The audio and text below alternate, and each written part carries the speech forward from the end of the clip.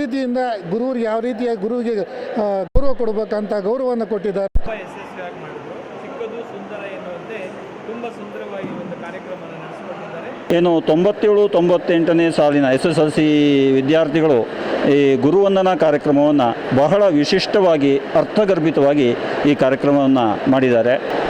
ತುಂಬ ವೈಭವದಿಂದ ಅದ್ಧೂರಿಯಾಗಿ ಸಂತೋಷದಿಂದ ಪಾದಪೂಜೆ ಮಾಡಿ ಅವರ ವಿದ್ಯಾರ್ಥಿಗಳಲ್ಲದೆ ಅವರ ಕುಟುಂಬದವರು ಸಹಿತ ಅವರ ಮಕ್ಕಳೊಂದಿಗೆ ಸಹಿತ ನಮ್ಮೆಲ್ಲರ ಆಶೀರ್ವಾದವನ್ನು ಪಡೆದಿದ್ದಾರೆ. ಇದೊಂದು ನಮ್ಮ ಕಾರ್ಯಕ್ರಮವನ್ನು ಅದ್ಭುತವಾಗಿ ನೆರವೇರಿಸಿಕೊಟ್ಟಿದ್ದಾರೆ. ಅದಕ್ಕೆ ನಾನು ತುಂಬ ತುಂಬ ತುಂಬ ಧನ್ಯವಾದಗಳನ್ನು ಅವ್ರಿಗೆ ನಮ್ಮ ಉಪಾಧ್ಯಾಯರಿಗೆ ಅರ್ಪಿಸಿದೆ. HR ನ್ಯೂಸ್ನ ವೀಕ್ಷಕರಿಗೆ ನಮಸ್ಕಾರ. ನಾನು ರಾಜು ಹೊಸಕೋಟೆ. ವೀಕ್ಷಕರೇ, ಗುರುಬ್ರಹ್ಮ ಗುರುವಿಷ್ಣು ಗುರುದೇವೋ ಮಹೇಶ್ವರಃ, ಗುರು ಸಾಕ್ಷಾತ್ ಪರಬ್ರಹ್ಮ ತಸ್ಮೈ ಶ್ರೀ ಗುರುವೇ ನಮಃ.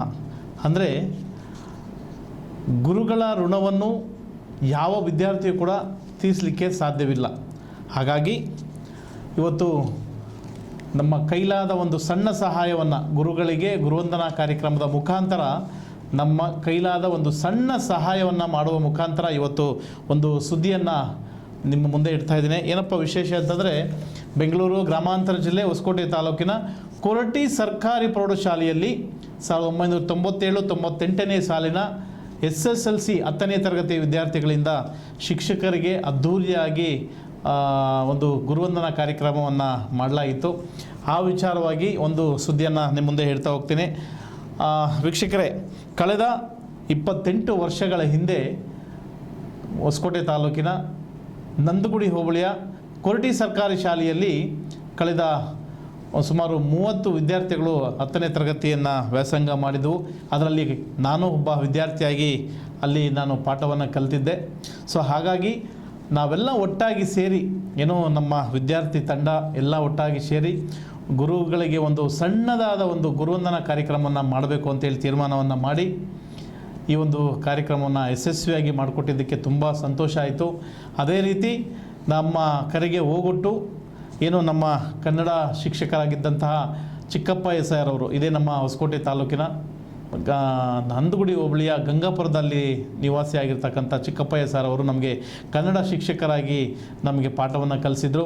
ಮತ್ತು ಇಂಗ್ಲೀಷ್ನ ಒಂದು ಶಿಕ್ಷಕರಾಗಿ ಭಾಸ್ಕರ್ ಹೆಗಡೆ ಅವರು, ಶಿವಮೊಗ್ಗ ಮೂಲದ ಭಾಸ್ಕರ್ ಹೆಗಡೆ ಸರ್ ಅಂತೇಳಿ, ನಿಜವಾಗ್ಲೂ ಅವ್ರಿಗೆಲ್ಲರೂ ನಾವು ಗೌರವ ಕೊಡಲೇಬೇಕು. ನಾವು ಎಷ್ಟೇ ದೊಡ್ಡ ವ್ಯಕ್ತಿಗಳಾಗಲಿ, ಯಾರೇ IAS IPS KS ಅಥವಾ ಪ್ರಧಾನಮಂತ್ರಿಗಳು ಆಗಿದ್ದರೂ ಕೂಡ, ಏನೋ ಮಂತ್ರಿಗಳಾಗಿದ್ದರೂ ಕೂಡ ತಾವು ವಿದ್ಯಾ ಕಲಿಸಿದ ಗುರುಗಳಿಗೆ ಗೌರವವನ್ನು ಸಲ್ಲಿಸಲೇಬೇಕು. ಯಾಕಂತಂದರೆ ವಿದ್ಯೆಯನ್ನು ಕಲಿಸಿಲ್ಲ ಅಂದರೆ ಅವರು ಯಾವ ಹುದ್ದೆಗೂ ಹೋಗೋಕ್ಕೆ ಸಾಧ್ಯ ಇಲ್ಲ. ಹಾಗಾಗಿ ಅವರಿಗೆ ನಾವು ಗೌರವವನ್ನು ಕೊಡಲೇಬೇಕು.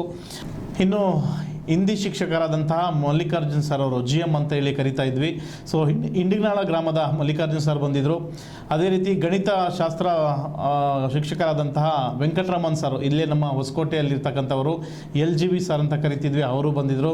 ಮತ್ತು PT sir Parameshwar Nayak sir ಅವರು, ನಾರಾಯಣ ಸ್ವಾಮಿ ಸರ್ ಅವರು, ಸಾಕಷ್ಟು ಎಲ್ಲ ಶಿಕ್ಷಕರನ್ನು ಇವತ್ತು ಕರೆದು ಒಂದು ಕಾರ್ಯಕ್ರಮವನ್ನು ಮಾಡಲಾಯಿತು. ನಿಜವಾಗ್ಲೂ ಈ ಒಂದು ಕಾರ್ಯಕ್ರಮ ಎಷ್ಟು ಚೆನ್ನಾಗಿತ್ತಂದರೆ ನೋಡಿ, ನೀವು ದೃಶ್ಯಗಳಲ್ಲಿ ನಾವು ತೋರಿಸ್ತಾ ಇದ್ವಿ.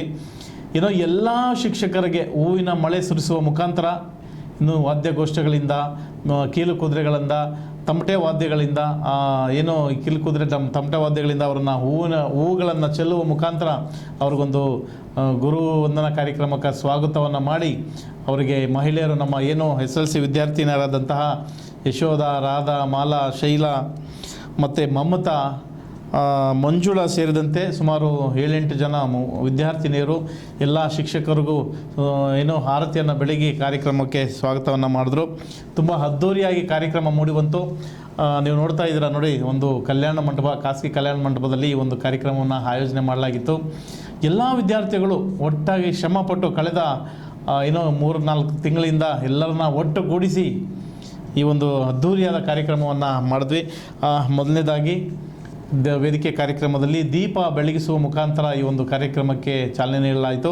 ಅದಕ್ಕಿಂತ ಮುಂಚಿತವಾಗಿ ಯಾವುದೇ ಕಾರ್ಯಕ್ರಮಗಳನ್ನು ಮಾಡಿದ್ರೆ ವಿಘ್ನ ವಿನಾಶಕನನ್ನು ನೆನೆಸ್ಕೊಳ್ಳೇಬೇಕು. ಹಾಗಾಗಿ ಮಾಲಾ ಮತ್ತು ತಂಡದವರು ಮತ್ತು ನಕ್ಷತ್ರ ಮತ್ತು ಆ ತಂಡದವರಿಂದ ಒಂದು ವಿಘ್ನೇಶ್ವರನ ಒಂದು ಗೀತೆ ಮುಖಾಂತರ ಕಾರ್ಯಕ್ರಮವನ್ನು ಪ್ರಾರಂಭಿಸಿ ದೀಪ ಬೆಳಗಿಸಿದ ನಂತರ ಈ ಒಂದು ಅದ್ದೂರಿ ಗುರುವಂದನಾ ಕಾರ್ಯಕ್ರಮ ತುಂಬ ಚೆನ್ನಾಗಿ ಮೂಡಿಬಂತು.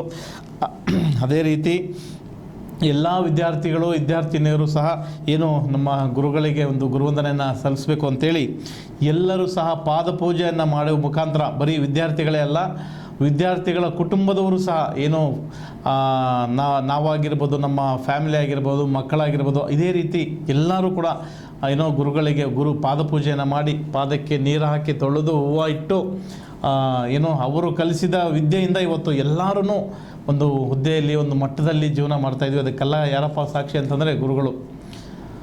ಗುರುವಿನ ಗುಲಾಮನಾಗುವ ತನಕ ದೊರೆಯದನ್ನ ಮುದುಕಿ ಅಲ್ಲ ಮುಗುತಿ ಅಲ್ವಾ. ಹಂಗಾಗಿ ಆ ಗುರುವಿನ ಪಾಠವನ್ನು ಕೇಳಿ ಗುರುಗಳ ನಮಗೆ ಕೊಟ್ಟಂಥ ಒಂದು ಅಕ್ಷರ ಇವತ್ತು ನಾವು ಈ ಮಟ್ಟಕ್ಕೆಲ್ಲ ಬಂದಿದ್ದೀವಿ ಅಂತೇಳಿ ಅವರಿಗೆ ಒಂದು ಪಾದಪೂಜೆಯನ್ನು ಮಾಡ್ತಾ ಇದ್ದಾರೆ. ನೋಡಿ ಎಷ್ಟು ಚೆನ್ನಾಗಿ ಮಾಡ್ತಾ ಇದ್ದಾರೆ ಅಂತ ನೀವೆಲ್ಲ ನೋಡ್ತಾ ಇದ್ರಿ. ನಮಗೆ ತುಂಬ ಖುಷಿ ಆಯಿತು. ಇನ್ನೂ ಇದೇ ಸಂದರ್ಭದಲ್ಲಿ ನಮ್ಮ ಇನ್ನೊಂದು ಈ ಕಾರ್ಯಕ್ರಮದಲ್ಲಿ ಮುಖ್ಯವಾಗಿ ಈ ಕಾರ್ಯಕ್ರಮ ಮಾಡಲಿಕ್ಕೆ ನಮ್ಮ ಸಹಪಾಠಿಗಳು ಏನೋ ಮುನ್ರಾಜುರವರು, ಮಂಚಂಡಳ್ಳಿ ಮುನ್ರಾಜು ಅಂತೇಳಿ, ಮತ್ತು ಆನಂದ್ ಅಂತೇಳಿ, ಕುರ್ಟಿ ನಂಜುಂಡಸ್ವಾಮಿಯವರು, ನಾಗೇಶ್ರವರು, ಎಲ್ಲ ವಿದ್ಯಾರ್ಥಿಗಳು ಸುಮಾರು 15ರಿಂದ 20 ಜನ ವಿದ್ಯಾರ್ಥಿಗಳು ಈ ಒಂದು ಕಾರ್ಯಕ್ರಮ ಮಾಡಲಿಕ್ಕೆ ನಮ್ಮ ಚಿಕ್ಕೋಟಿ ಶ್ರೀನಿವಾಸು ಅವರಿವತ್ತು ಶಿಕ್ಷಕರಾಗಿ ಒಂದು ಶಾಲೆಯನ್ನು ನಡೆಸ್ತಾ ಇದ್ದಾರೆ. ನಿಜವಾಗ್ಲೂ ಅವರು ಕೂಡ ಈ ಒಂದು ಕಾರ್ಯಕ್ರಮದಲ್ಲಿ ಪಾಲ್ಗೊಂಡಿದ್ದರು. ಅವರು ಕೂಡ ನಮ್ಮ ಜೊತೆಗೆ ಒಡನಾಟಿಗಳಾಗಿ ಎಲ್ಲ ಒಟ್ಟಾಗಿ ಸೇರಿ ಸುಮಾರು ಒಂದು MK ಶ್ರೀನಿವಾಸ್ ಅಂತೇಳಿ ಅವರು, ನಂಜುಂಡಸ್ವಾಮಿಯವರು, ಚನ್ನಮರಿ, KT ಸುರೇಶು, ಮಾರೇಗೌಡ,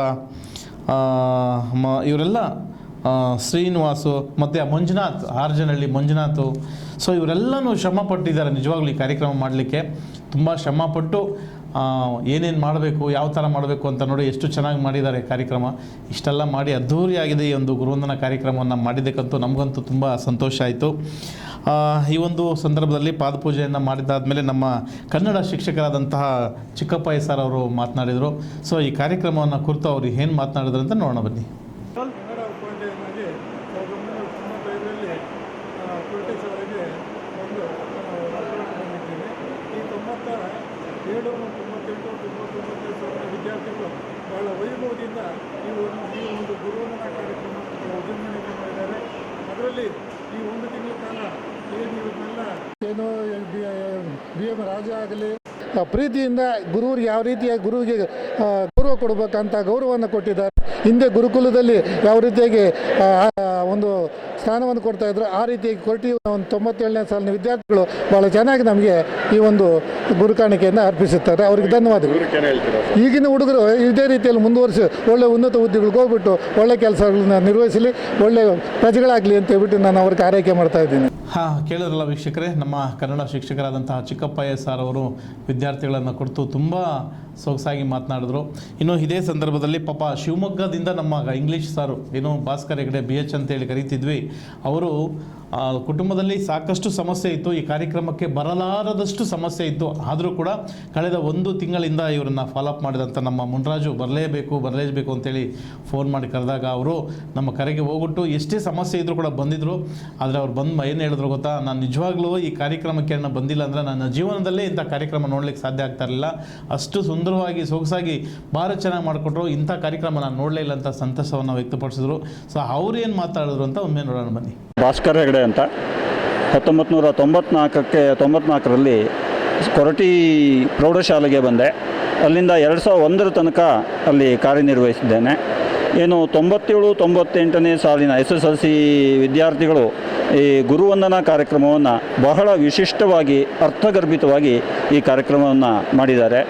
ನಾನು ಎಲ್ಲೂ ನೋಡಲಿಲ್ಲ ಗುರುಗಳನ್ನು ಪಾದಪೂಜೆ ಮಾಡಿ ಅವರ ಆ ಪ್ರಸಾದವನ್ನು ತೆಗೆದುಕೊಳ್ಳೋದು, ಆಶೀರ್ವಾದವನ್ನು ತೆಗೆದುಕೊಳ್ಳುವಂಥದ್ದು ನಾನು ಎಲ್ಲೂ ನೋಡಿರಲಿಲ್ಲ. ಇದೇ ಪ್ರಥಮ ಬಾರಿ. ಹಲವಾರು ಸಂದರ್ಭಗಳಲ್ಲಿ ನಾನು ಸಹ ಸನ್ಮಾನಕ್ಕೆ ಒಳಪಟ್ಟಿದ್ದೇನೆ, ಸನ್ಮಾನವನ್ನು ಸ್ವೀಕರಿಸಿದ್ದೇನೆ. ಆದರೆ ಈ ಥರದ ಸನ್ಮಾನ ಬಹಳ ವಿಶಿಷ್ಟವಾದದ್ದು. ನಾನು ಈ ಒಂದು ಕಾರ್ಯಕ್ರಮಕ್ಕೆ ಬರಬೇಕೋ ಬೇಡವೋ ಅನ್ನುವಂತಹ ಒಂದು ಮನಸ್ಥಿತಿಯಲ್ಲಿದ್ದೆ. ಆ ಥರದ ಸಮಸ್ಯೆಗಳು ಇದ್ದವು. ಆದರೆ 1 ತಿಂಗಳ ಹಿಂದೆಯೇ ನನ್ನ ಡೇಟನ್ನು ತೆಗೆದುಕೊಂಡ್ರು, ಕಾರ್ಯಕ್ರಮಕ್ಕೆ ಬರಬೇಕು, ಯಾವಾಗ ಇಟ್ಕೊಳ್ಳೋಣ ಅಂತೇಳಿ. ನಾನು ಮೇ 3ನೇ ತಾರೀಕು ನಂತರ ಇಟ್ಕೊಳ್ಳಿ ಅಂತ ಹೇಳಿದವಾಗ ಈ ಒಂದು ಮೇ 17ಕ್ಕೆ ಇಟ್ಕೊಂಡಿದ್ದಾಗ ನಾನು ಬರದೇ ಹೋದರೆ ತಪ್ಪಾಗುತ್ತೆ ಅಂತೇಳಿ ಭಾವಿಸಿ, ಅದು ನನ್ನ ನೆಚ್ಚಿನ ಅತ್ಯಂತ ನಾನು ಇಷ್ಟಪಡುವಂತಹ ವಿದ್ಯಾರ್ಥಿ ಮುನಿರಾಜು, ಅವನೇ ಫೋನ್ ಮಾಡಿ ಹಲವಾರು ಸಾರಿ ಫೋನ್ ಮಾಡಿ ಅವನು ನನ್ನನ್ನು ಆಮಂತ್ರಿಸಿದ. ಅದನ್ನು ತಪ್ಪಿಸಿಕೊಳ್ಳಲಿಕ್ಕೆ ನನಗೆ ಇಷ್ಟ ಇರಲಿಲ್ಲ. ನಿನ್ನೆ ರಾತ್ರಿ ಬಸ್ಸಿಗೆ ಬಂದು ಈ ಒಂದು ಸನ್ಮಾನದಲ್ಲಿ ನಾನು ಭಾಗವಹಿಸಿದ್ದೇನೆ, ಗುರುವಂದನಾ ಕಾರ್ಯಕ್ರಮದಲ್ಲಿ ಭಾಗವಹಿಸಿದ್ದೇನೆ. ಒಂದು ವೇಳೆ ನಾನು ಈ ಕಾರ್ಯಕ್ರಮದಲ್ಲಿ ಭಾಗವಹಿಸದೇ ಇದ್ದಿದ್ದರೆ ನಾನು ಒಂದು ಅದ್ಭುತ ಅವಕಾಶವನ್ನು ಕಳೆದುಕೊಳ್ತಿದ್ದೆ. ಈ ಒಂದು ಸಂದರ್ಭದಲ್ಲಿ ನಾನು ಇಷ್ಟು ಹೇಳಲಿಕ್ಕೆ ಇಷ್ಟಪಡ್ತೇನೆ. 1997-98ನೇ ಸಾಲಿನಲ್ಲಿ ಏನು ವಿದ್ಯಾರ್ಥಿಗಳು SSLCಯಲ್ಲಿ ಓದ್ತಾ ಇದ್ದರು, ಎಲ್ಲರೂ ಒಳ್ಳೆಯ ಮಕ್ಕಳೇ ಆಗಿದ್ದರು. ಈಗಲೂ ಅವರು ನಮಗೆ ಮಕ್ಕಳೇ. ಅವ್ರ ಪೇರೆಂಟ್ಸ್ ಆಗಲಿ, ಅವ್ರ ಮಕ್ಕಳು ಈಗ ಏನು ಶಾಲೆಗೆ ಹೋಗ್ತಾ ಇದ್ದಾರೆ. ಆದರೂ ಸಹ ಅವರು ನಮ್ಮ ಮಕ್ಕಳೇ ಆಗಿದ್ದಾರೆ. ಅವರೆಲ್ಲರಿಗೂ, ಅವರಿಗೆ, ಅವರ ಶ್ರೀಮತಿಯವರಿಗೆ, ಹೆಣ್ಣು ಮಕ್ಕಳಿದ್ದರೆ ಅವರ ಯಜಮಾನರಿಗೆ, ಅವರ ಸಂಸಾರ ಎಲ್ಲ ಚೆನ್ನಾಗಿರಬೇಕು. ಅವರ ತಂದೆ ತಾಯಿಗಳನ್ನು ಅವರು ಚೆನ್ನಾಗಿ ನೋಡ್ಕೊಳ್ಬೇಕು. ಅವರ ಭವಿಷ್ಯ ಅತ್ಯುತ್ತಮವಾಗಿ ಇರಬೇಕು ಅನ್ನುವಂಥದ್ದು ನನ್ನ ಆಶಯ. ಆ ರೀತಿಯಾಗಿ ಆಗಲಿ ಅಂತೇಳಿ ನಾನು ಆ ದೇವರಲ್ಲಿ ಪ್ರಾರ್ಥನೆ ಮಾಡ್ಕೊಳ್ತೇನೆ. ನಮಸ್ಕಾರ. 1994ರಲ್ಲಿ ಗಣಿತ ಶಿಕ್ಷಕನಾಗಿ ಕೊಲ್ಟಿ ಪ್ರೌಢಶಾಲೆಗೆ ಕಾರ್ಯನಿರ್ವಹಿಸಲು ಆಯ್ಕೆಯಾಗಿದ್ದೇನೆ. ಈ ಒಂದು ಮಕ್ಕಳು 27 ಜನ ಮಕ್ಕಳು ಇವತ್ತು ಏನು ಕಾರ್ಯಕ್ರಮ ಮಾಡಿದ್ರು ಅದು ತುಂಬ ಯಶಸ್ವಿಯಾಗಿ ಮಾಡಿದ್ರು. ಚಿಕ್ಕದು ಸುಂದರ ಎನ್ನುವಂತೆ ತುಂಬ ಸುಂದರವಾಗಿ ಒಂದು ಕಾರ್ಯಕ್ರಮವನ್ನು ನಡೆಸಿಕೊಂಡಿದ್ದಾರೆ. ಅವರಿಗೆ ನಾನು ಎಲ್ಲರ ಪರವಾಗಿ ಧನ್ಯವಾದಗಳನ್ನು ತಿಳಿಸ್ತೇನೆ. ನೋಡಿದ್ರಲ್ಲ ವೀಕ್ಷಕರೇ, ನಮ್ಮ ಭಾಸ್ಕರ್ ಹೆಗಡೆ ಸರ್ ಎಷ್ಟು ಚೆನ್ನಾಗಿ ಮಾತಾಡಿದ್ರು. ಅದೇ ರೀತಿ ನಮ್ಮ ಹಿಂದಿ ಶಿಕ್ಷಕರಾದಂತಹ ಮಲ್ಲಿಕಾರ್ಜುನ್ ಸರ್ ಅವರು ಮಾತನಾಡಿದ್ರು. ಆಮೇಲೆ ನಮ್ಮ ವಿದ್ಯಾರ್ಥಿ ಈ ಕಾರ್ಯಕ್ರಮ ಎಷ್ಟು ಚೆನ್ನಾಗಿ ಮೂಡಿಬಂತು, ಏನೆಲ್ಲ ಶ್ರಮಪಟ್ಟರೆ ಅನ್ನೋದ್ರ ಕುರಿತಾಗಿ ನಮ್ಮ ವಿದ್ಯಾರ್ಥಿ ಮುನ್ರಾಜ್ ಅವರು ಕೂಡ ಮಾತನಾಡಿದರು. ಅವರು ಕೂಡ ಈ ಕಾರ್ಯಕ್ರಮದ ಬಗ್ಗೆ ಸಂತಸವನ್ನು ವ್ಯಕ್ತಪಡಿಸಿದ್ರು. ಸೊ ಇವರಿಬ್ಬರು ಏನು ಮಾತನಾಡಿದ್ರು ಅಂತ ಒಮ್ಮೆ ಕೇಳೋಣ ಬನ್ನಿ. ನಾನು ಮಲ್ಲಿಕಾರ್ಜುನ್ ಜಿ ಅಂತೇಳಿ ಹಿಂದಿ ಶಿಕ್ಷಕರು. ಇವತ್ತೇನು 1997-98ನೇ ಸಾಲಿನ ವಿದ್ಯಾರ್ಥಿಗಳು ಇವತ್ತು ಗುರುವಂದನಾ ಕಾರ್ಯಕ್ರಮ, ಸ್ನೇಹ ಸಮ್ಮೇಳನ ಕಾರ್ಯಕ್ರಮ ಮಾಡ್ತಾಯಿದ್ದಾರೆ. ತುಂಬ ಅದ್ಭುತವಾದ ಕಾರ್ಯಕ್ರಮವಾಗಿ ಮೂಡಿ ಬಂದಿದೆ. ಈ ರೀತಿಯಾಗಿ ತುಂಬ ವೈಭವದಿಂದ, ಅದ್ಧೂರಿಯಾಗಿ, ಸಂತೋಷದಿಂದ ಪಾದಪೂಜೆ ಮಾಡಿ ಅವರ ವಿದ್ಯಾರ್ಥಿಗಳಲ್ಲದೆ ಅವರ ಕುಟುಂಬದವರು ಸಹಿತ, ಅವರ ಮಕ್ಕಳೊಂದಿಗೆ ಸಹಿತ ನಮ್ಮೆಲ್ಲರ ಆಶೀರ್ವಾದವನ್ನು ಪಡೆದಿದ್ದಾರೆ. ಮುಂದೆ ಅವರು ಭವಿಷ್ಯದಲ್ಲಿ ಇನ್ನೂ ಉತ್ತಮವಾಗಿ ಮುಂದುವರಿಯಲಿ, ಮತ್ತು ದೇವರು ಅವರಿಗೆ ಆರೋಗ್ಯ ಐಶ್ವರ್ಯ ಕೊಡಲಿ, ಮತ್ತು ನಮ್ಮ ಆಶೀರ್ವಾದ ಸದಾ ಅವ್ರ ಮೇಲೆ ಇರಲಿ ಅಂತೇಳಿ ನಾನು ಭಗವಂತನಲ್ಲಿ ಕೇಳಿಸ್ತೇನೆ. ನಾವು 97-98ನೇ ಸಾಲಿನ ವಿದ್ಯಾರ್ಥಿಗಳು ಎಲ್ಲರೂ ಸೇರಿ ಒಂದು 2 ತಿಂಗಳಿಂದ ಮುಂಚೆಯಿಂದ ಈ ಪ್ರೋಗ್ರಾಮ್ ಹೇಗೆ ಮಾಡಬೇಕು, ಯಾವ ಥರ ಟೀಚರ್ಸ್ನ ಯಾವ ಥರ ಆಹ್ವಾನ ಮಾಡಬೇಕು, ಎಲ್ಲ ಒಂದು ರೂಪುರೇಷೆಗಳನ್ನು ನಿರ್ಮಿಸಿ ನಮ್ಮ ಒಂದು ಅವರು ಎಲ್ಲ ಉಪಾಧ್ಯಾಯರಿಗೂ ಕರೆ ಮಾಡಿ ತಿಳಿಸಿದಾಗ ಅವ್ರನ್ನ ಡೇಟ್ ಕೊಡ್ತಾರೆ. ಆ ಡೇಟ್ ಮುಖಾಂತರ ಎಲ್ಲ ಉಪಾಧ್ಯಾಯರಿಗಳು ಬಂದು ಇದೊಂದು ನಮ್ಮ ಕಾರ್ಯಕ್ರಮವನ್ನು ಅದ್ಭುತವಾಗಿ ನೆರವೇರಿಸಿಕೊಟ್ಟಿದ್ದಾರೆ. ಅದಕ್ಕೆ ನಾನು ತುಂಬ ಧನ್ಯವಾದಗಳನ್ನು ನಮ್ಮ ಉಪಾಧ್ಯಾಯರಿಗೆ ಅರ್ಪಿಸ್ತೀನಿ ಸರ್. ಕೇಳಿದ್ರಲ್ಲ ವೀಕ್ಷಕರೇ, ಗುರುವಂದನಾ ಕಾರ್ಯಕ್ರಮ ನೀವು ನೋಡ್ತಾ ಇದ್ದೀರಿ ಎಷ್ಟು ಸೊಗಸಾಗಿ ಬಂತು. ನಿಜವಾಗ್ಲೂ 28 ವರ್ಷಗಳ ಕಾಲ ನಮ್ಮ ಎಲ್ಲ ಸ್ನೇಹಿತರ ಒಟ್ಟಾಗಿ ಸೇರಿ ಏನೋ ಗುರುವಂದನ ಹಾಗೂ ಸ್ನೇಹ ಸಮ್ಮೇಳನ 28 ವರ್ಷಗಳ ಕಾಲ ಎಲ್ಲೆಲ್ಲಿದ್ದರೂ ಎಲ್ಲ ಒಟ್ಟಾಗಿ ಸೇರಿ ಒಂದೆಡೆ ಸೇರಿ ಕಾರ್ಯಕ್ರಮ ಮಾಡೋದಷ್ಟು ಸುಲಭ ಅಲ್ಲ. ನಿಜವಾಗ್ಲೂ ಎಲ್ಲರೂ ಬಂದ ಈ ಒಂದು ಕಾರ್ಯಕ್ರಮದಲ್ಲಿ ಪಾಲ್ಗೊಂಡಿದ್ದಕ್ಕೆ ನಮಗಂತೂ ಬಹಳ ಸಂತೋಷ ಆಯಿತು, ಖುಷಿ ಆಯಿತು. ನಾವೇನು ಹೇಳೋದೇನಪ್ಪ ಅಂತಂದರೆ, ಎಲ್ಲ ವಿದ್ಯಾರ್ಥಿಗಳು ಅಟ್ಲೀಸ್ಟ್ ಇವತ್ತು ನೋಡಿ KAS, IAS, IPS, doctor, engineer ಏನೇನೋ ಆಗಿರ್ತೀರ. ಅದಕ್ಕೆಲ್ಲ ಕಾರಣ ಯಾರಪ್ಪ ಅಂತಂದರೆ ನಮಗೆ ವಿದ್ಯೆ ಕಲಿಸಿದಂಥ ಗುರುಗಳು. ಹಾಗಾಗಿ ದಯಮಾಡಿ ನಿಮ್ಮ ಕೈಲಾದಷ್ಟು, ಇಷ್ಟೇ ದೊಡ್ಡದಾಗಿ ಮಾಡಬೇಕು, ಹಂಗೆ ಮಾಡಬೇಕು, ಏನೋ ಜಂಬೂ ಸವಾರಿ ತರಿಸ್ಬೇಕು ಅಂತೇನಿಲ್ಲ.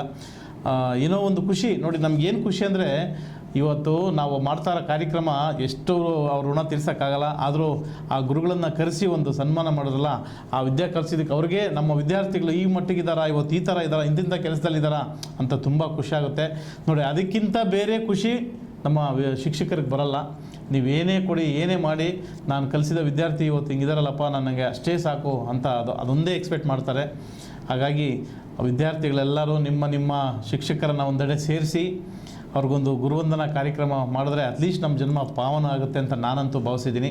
ಹಾಗಾಗಿ ಇನ್ನೂ ಈ ಕಾರ್ಯಕ್ರಮದಲ್ಲಿ ನಮ್ಮ ಮಹಿಳೆಯರು ಕೂಡ ತುಂಬ ಪಾತ್ರವನ್ನು ವಹಿಸಿದ್ದಾರೆ ನೋಡಿ. ಅವರು ನಮ್ಮ ಶಿಕ್ಷಕರಿಗೆ, ಮಹಿಳಾ ಶಿಕ್ಷಕರಿಗೆ ಒಂದು ಸನ್ಮಾನ ಕಾರ್ಯಕ್ರಮವನ್ನು ಮಾಡಿದ್ರು, ಹಾಡುಗಳನ್ನ ಹಾಡಿದ್ರು, ಭಾವಗೀತೆಗಳನ್ನು ಹಾಡಿದ್ರು. ತುಂಬ ಮೆರುಗು ಬಂತು ಈ ನಮ್ಮ ಹೆಣ್ಮಕ್ಳಿಂದ ಕಾರ್ಯಕ್ರಮಕ್ಕೆ. ಮೊದಲನೇದಾಗಿ ಇಲ್ಲಿ ವಿಘ್ನೇಶಕನಿಗೆ ಪೂಜೆ ಫಸ್ಟು ಕಾರ್ಯಕ್ರಮಕ್ಕೂ ಮೊದಲೇ ವಿನಾಯಕನಿಗೆ ಪೂಜೆಯನ್ನು ಮಾಡಿ ನಂತರ ಈ ಒಂದು ಯಾವುದೇ ಕಾರಣ ವಿಘ್ನಗಳು ಬರದೇ ಇರಲಪ್ಪ ಕಾರ್ಯಕ್ರಮ ಚೆನ್ನಾಗಾಗಲಿ ಅಂತ ನಾವು ಪೂಜೆಯನ್ನು ಮಾಡಿದ್ರು. ಈ ಪೂಜೆಯನ್ನು ಮಾಡಿ ಇಷ್ಟು ಸೊಗಸಾಗಿದ್ದಕ್ಕೆ ಅಂತ ನಮಗೂ ಖುಷಿ ಆಗ್ತಾಯಿದೆ, ಸಂತೋಷ ಆಗ್ತಾಯಿದೆ ಅಂತ ಹೇಳ್ತಾ ಮುಂದಿನ ದಿನಗಳಲ್ಲಿ ಇತರರು ಕೂಡ ನಮ್ಮ ಶಿಕ್ಷಕರಿಗೆ ಒಂದು ಗುರುವಂದನೆ ಕಾರ್ಯಕ್ರಮವನ್ನು ಕೊಡಲಿ ಅಂತ ಹೇಳ್ತಾ ಮುಂದಿನ ಒಂದು ಸುದ್ದಿಯನ್ನು ನೋಡೋಣ.